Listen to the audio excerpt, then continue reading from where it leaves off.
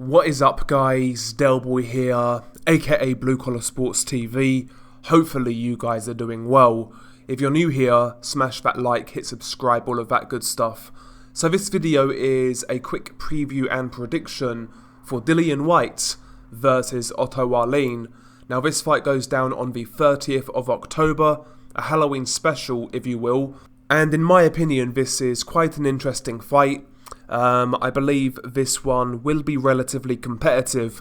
Of course, Dillian Whyte's WBC interim title is at stake as his #1 contender spot within the WBC, so there's a lot at stake here. You know, providing Dillian Whyte wins this fight, more than likely he'll fight the winner of Deontay Wilder and Tyson Fury.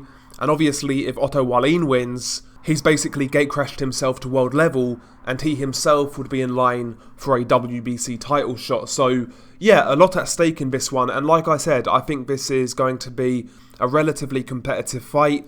To me, when this fight got announced, it was a pleasant surprise.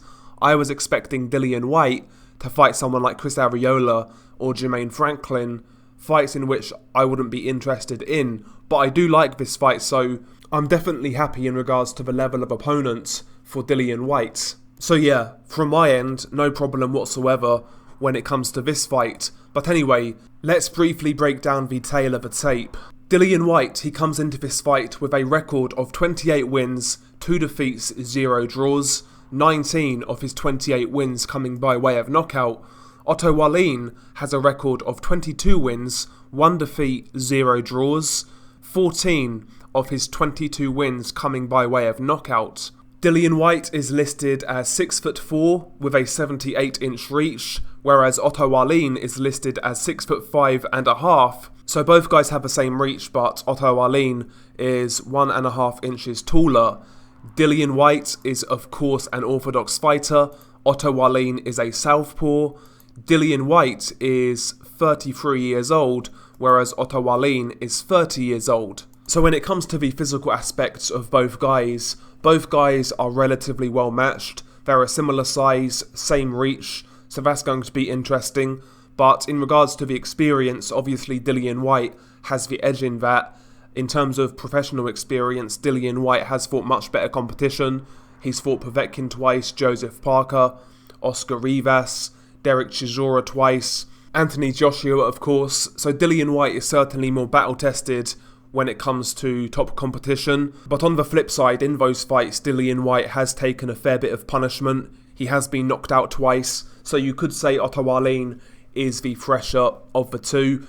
And also you have to consider that Otto Wallin is the southpaw in this fight, and Dillian Whyte doesn't really have a track record of fighting southpaws, certainly not a southpaw on the level of Otto Wallin. So the tale of the tape, both guys have their plus points, and it points to be an interesting fight. Nevertheless, let's actually talk about both guys, what I believe each guy should do in this fight, and at the end of the video, I will, make my final prediction, I guess you would say.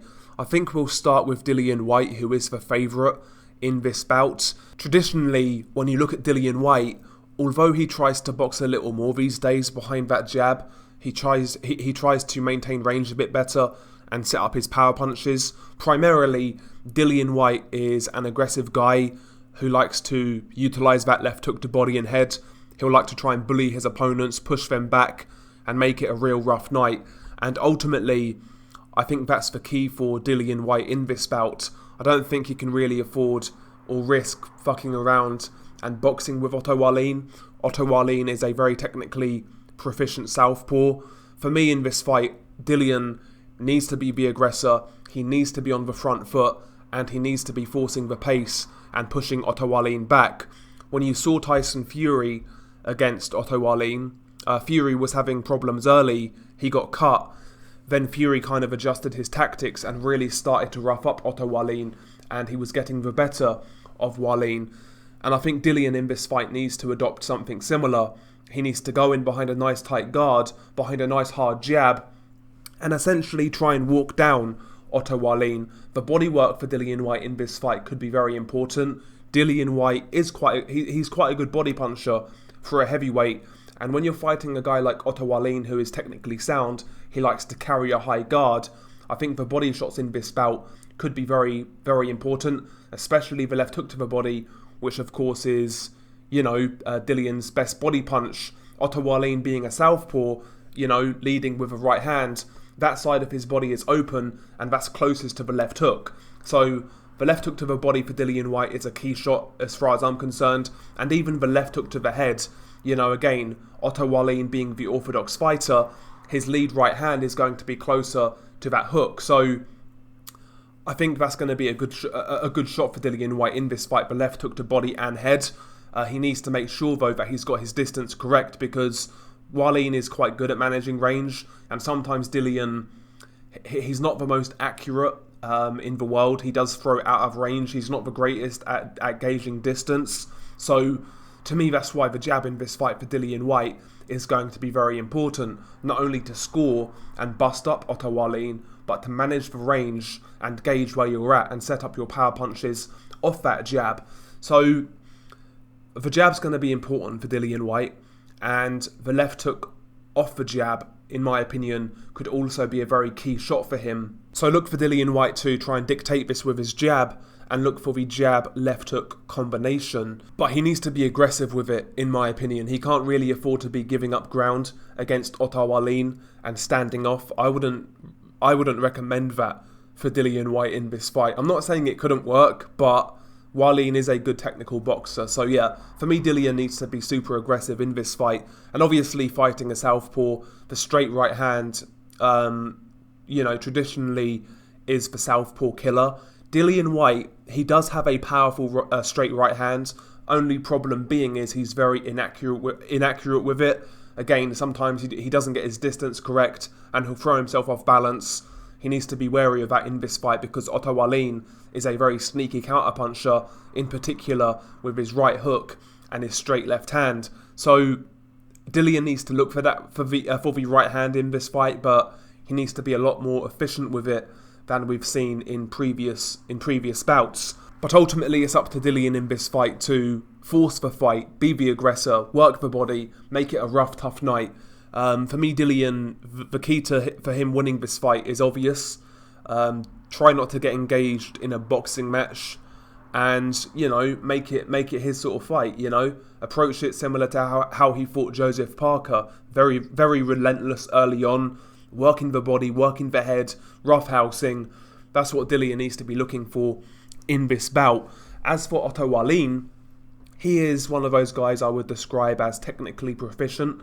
He's one of those guys who basically does everything to a good standard, but he doesn't necessarily excel in any one area. He's not the quickest guy, he's not the biggest puncher, but he's a relatively well-rounded boxer, and his base of fundamentals is going to be what's important for him in this bout. He needs to be taking the half step back, making Dillian fall short with his straight right hand or his left hook or his jab, and he needs to be countering, in particular with the straight left hand. I think that shot will be there for Otto Wallin, and he needs to be drawing the lead of Dillian Whyte, making Dillian Whyte commit, taking the half step back, popping him with a counter, and essentially then making him reset and going again. And on top of that, of course, Otto Wallin needs to be active with the jab.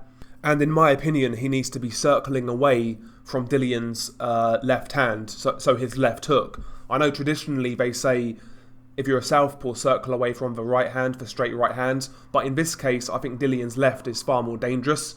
It's far more potent. And in my opinion, it's actually more powerful. So to me, that's where the danger lies for Otto Wallin. He needs to be neutralising that left hand, the jab of Dillian Whyte and the left hook, circling away from it, and essentially peppering him with jabs and looking for counters. Also, one thing I've noticed about Otto Wallin, I noticed this in the Tyson Fury fight, and even the Dominic Breazeale fight to a lesser degree.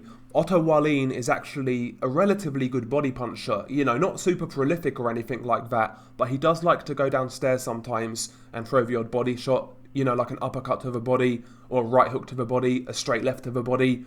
I think that's another avenue for Otto Wallin to really explore in this fight.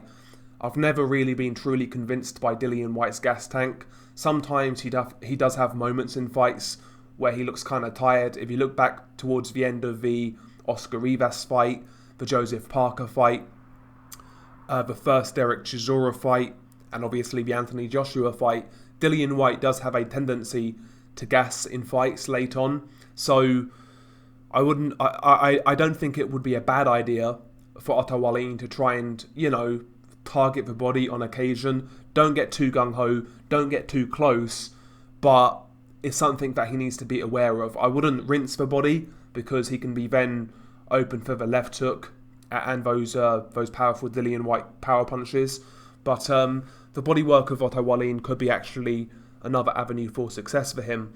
But, I see this fight really. Would I be surprised if Otto Wallin pulled it off and pulled off the upset? Not really. I think Otto Wallin is a good technical boxer, but ultimately, we still really don't know how good Otto Wallin is. I mean, when you look at his resume, his best wins are Adrian Granat and Dominic Breazeale. Adrian Granat was like a fringe European level contender, and Dominic Breazeale was a gatekeeper at that point in time. And apart from that, he gave Tyson Fury a really hard fight. Was that because Otto Wallin is underrated and good, or was that because Tyson Fury had an off night? Essentially, what I'm saying is we're going to find out a lot more about Otto Wallin in this fight, where he stands in the heavyweight division. Dillian Whyte, people like him, people don't like him, but reality is the guy is a top 10 contender. Maybe the fifth or sixth best heavyweight in the world. So, he's there or thereabouts, Dillian Whyte, and if Otto Wallin could beat this guy, it would definitely be a big win for his career. So, yeah, I like this fight. I think it's a relatively risky fight for Dillian Whyte. I think it's a great opportunity for Otto Wallin. Stylistically, I think it's actually quite interesting. Both guys are quite different. Dillian Whyte's a bit of a slugger with power, likes to be aggressive, whereas Otto Wallin is more of a technical boxer. So, yeah, I mean, I like this fight, but, gun to my head, if I'm picking a winner in this fight, I still believe you have to go with Dillian Whyte. More battle-tested. I think he's a physically stronger guy. I think he hits harder. The experience, obviously, like I said earlier. But I do believe this can be a hard fight for Dillian. I think he might have a few moments where he might be getting outboxed. He might get caught by the odd big shot here and there. And it could be dangerous. It could be risky. So, with that being said, I think the safe bet is Dillian Whyte either on points or a late stoppage. One of the two. I'm not really going to commit either way. But yeah, my pick is Dillian Whyte. More than likely on points, I would say. I would say Dillian Whyte on points. But yeah, good fight. I'm looking forward to it. Hopefully the undercard is good as well. We shall see. But yeah, share your thoughts below. What do you make of this fight? Who are you favouring? Are you going for the underdog in Otto Wallin? I've actually seen quite a lot of people pick Wallin in this fight. Or like me, are you going with the more known commodity in Dillian Whyte? Share your thoughts below. I think this one's interesting. Peace.